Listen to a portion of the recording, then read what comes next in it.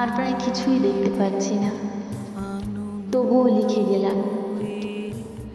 আমার মৃত্যুর জন্য কেউ দায়ী নন, দায়ী নন বাবা মশাই স্বয়ং দেবেন্দ্রনাথ ঠাকুর, যিনি জোর করে তোমার বিয়ে দিয়ে আমার কাছ থেকে কেড়ে নিলেন তোমাকে।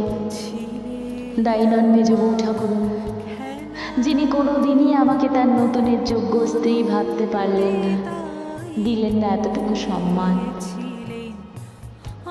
দায়ী নন আমার স্বামী জ্যোতিরিন্দ্রনাথ ঠাকুর, যার জোব্বার পকেটে আমি পেলাম এক বিখ্যাত নোটিশ প্রেমপত্র। দায়ী নও তুমি রবি, তোমার জীবনে শুরু হলো নতুন খেলা।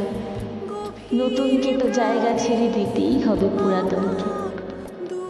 তুমি তো লিখেছ, ঢাকো তবে ঢাকো মুখ, নিয়ে যাও দুঃখ সুখ, চেও না ফিরে ফিরে, হেথায় আলোয় নাহি, অনন্তের পানে চাহি, আধারে উড়াও ধীরে ধীরে।